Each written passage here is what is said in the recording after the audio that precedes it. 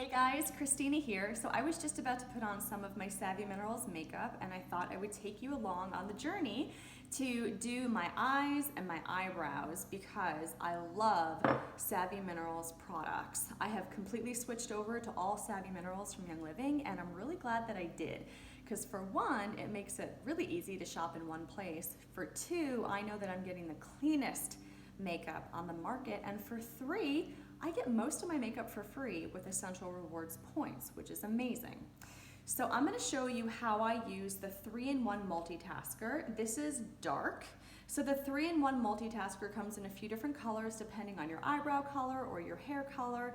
Just look it up and see what works best for you. I happen to have very dark hair, so I use the dark 3-in-1, and you can use this many different ways. For one, you can use this as an eyeliner. You can do a dry eyeliner or a wet if you just wet your brush a little bit.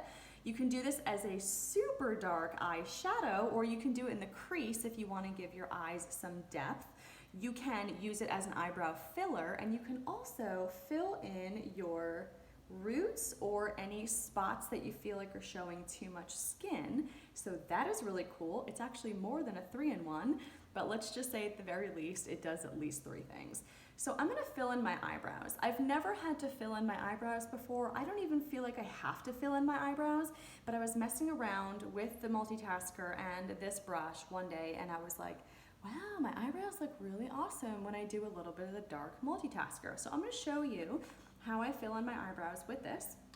I'm pretty light-handed with it simply because this is so pigmented and I do not like the look of a super strong brow. Like I'm okay with dark brows.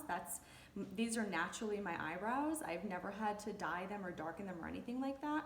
But I think a little bit goes a long way, especially with this super dark pigmentation. So what I do is I start over towards the front. Always tap the excess off your brush because you don't want that falling on your eyes or your under eyes, because all that's gonna do is, you know, drag your face down and darken your eyes. And nobody wants darker under eye circles or anything like that. So I don't go all the way simply because I do have a pretty pronounced eyebrow, but you can already tell the difference, right? Look at that. This one is a little bit less patchy. I've noticed that even though my eyebrows stay dark naturally, this one tends to get a little bit patchier.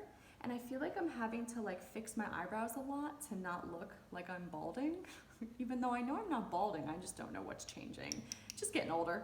So you can already tell that this is a much stronger brow here, right? So I will do the same over here. And I always start towards the center and I'm careful to trace my natural brow with it because I'm not looking to have super thick or super pronounced eyebrows. Now the cool thing is that this 3-in-1 stays where I put it. So the first time or two that I did this, I was a little concerned that it was gonna somehow run down onto my eyes, either when I was sweating or, you know, working out or just in the heat. That has never ever been a problem, which is a really cool thing. So that right there, I have darkened my eyebrows, which essentially I'm just filling them in because I don't really have any grays just yet there, but I have noticed that now there's no patchiness. There's really no patchiness in my eyebrows at all. So that's how I use the 3-in-1 Multitasker for my eyebrows.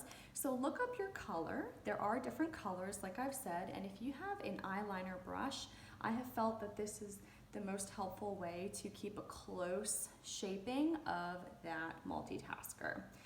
The next thing I'm gonna do is this is Determined, which is Young Living's brown. I love this. Brown is really versatile. I feel like anybody with any hair color can do brown. So the way that I'm gonna do this is I'm just gonna start about halfway. I don't wanna go all the way to the corner of my eye. It's actually really good to leave a little bit of lightness towards the center of your eye. Kind of makes your eyes look a little bit further apart. Apparently there's science behind how having eyes that are further spread apart is more attractive. I don't know. So I do what I'm told. But what I'm gonna do with this, and this is Young Living's eyeshadow brush, And yes, guys, these brushes are world class. Oh my gosh, they are nothing like the CVS brushes that I used to buy or the ones on Amazon. The bristles do not fall out. They are vegan friendly. They are handmade in Italy, which is amazing. And they last and last and last. So what I do is I take this Determined, which is the brown, and I start about here. I know you can do half, a little bit, mostly in, but I do leave that space there. And I'm just gonna go up just a little bit. I do not have hooded eyes. They're not recessed. You can see my eyelids, but I've noticed that when I close my eyes, I tend to lose the color unless I lift it just a little bit above the crease of my eye. So I will do the same for the other. For me, I start about 60% in towards the eye. I do leave that space open, and I'm just gonna work it in. And it's always good to blend too, so if you see any discrepancies on my eyelids right now, fear not, I'm going to blend. But what I'm gonna do, again, is I'm gonna go up just a little bit. I don't wanna go up to my eyebrows because I don't need to. And this is a daytime look. I'm not trying to create a smoky eye. I'm not trying to be the mysterious woman in the restaurant, at 3 in the afternoon on a Monday. So I'm gonna work this up just a little bit with this amazing Savvy Minerals eyeshadow brush. So, okay, you can see, looking at me, that I now have some real depth to my eyes compared to how I was when I first started. So another rule of thumb, which is not a must, especially if you're very light-handed with your makeup, is to get a blender brush. So this is my no-name brand blender brush, and really what I'm gonna do is blend it so that there's no harsh lines, because it can look a little wonky if your eyeshadow is really delineated and it just ends. So for a more natural daytime look, it's really good to blend outward, blend upward, and if you feel like it gets anywhere that it shouldn't, you can always just use your fingers. I love Savvy makeup because it's really forgiving, especially for people like me who have a basic understanding of makeup but not a huge understanding of makeup. The last thing I'm gonna do is my Savvy Mascara. This is the original mascara that came out a couple years ago. Some people feel like it's a little bit chunky and a little bit too strong as far as, a really, really bold look. That's what I like. I actually am okay with it being pretty chunky and a little bit high maintenance, because I don't mind taking an extra minute or so to work on the lashes and really shape them the way that I want. However, Young Living has come out with 2 new Savvy mascaras, the Lengthening Mascara, and where is it? Where'd it go? Oh, here it is, the Volumizing Mascara. So those are 2 other options for you. I have heard tremendous things about the Lengthening Mascara. I chose the Volumizing Mascara because I do like thick lashes. I like them thick and I like them as statement pieces. I feel like the Volumizing Mascara that I got is a little bit more, oops, didn't realize we tipped there. I feel like the Volumizing Mascara that I got just a few months ago, I feel like that operates a little bit more like a conventional mascara that I'm used to. So if you just want to replace your drugstore mascara or your Amazon mascara, and you don't really want it to be super bold, super chunky, it's hard to do this both on camera and in the mirror at the same time. If you're looking for just a replacement of your current makeup that you know has chemicals and ingredients in it that are not that good, I'd say go for the Volumizing Mascara. Oh my god, on my face, y'all.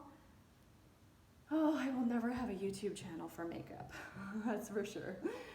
But if you like your mascara to really pop, and if you're okay to play around with it a little bit and give it a nice bold look, then perhaps go with the old Savvy Mascara, which is the original. Now the cool thing about that is you can get your original Savvy Mascara for free with your Essential Rewards points. So that is also why I tend to gravitate towards it, is because I like getting stuff for free. And the newer mascara, like the volumizing and the lengthening, you are not able to get it just yet with Essential Rewards points.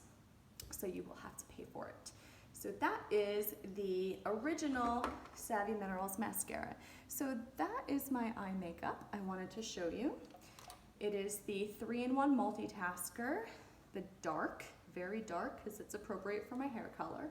I could also fill in some of these spots from how I pulled my ponytail up, which is really cool. So you can fill in some of your grays if you have not gotten to the hairstylist recently. That's the 3-in-1 Multitasker. I could also do it in the crease of my eyes to give me some depth, and sometimes I wet this with the misting spray. You can also do water if you don't have the misting spray.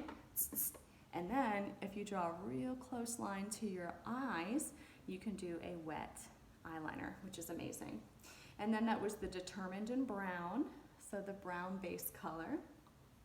I blended it out just a little bit, and then that was the original Savvy mascara on my eyelashes. So hopefully that gave you guys some ideas about how to use the Savvy products.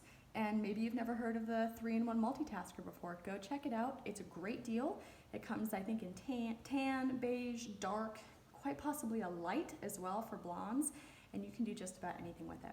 You guys have a great day. See ya.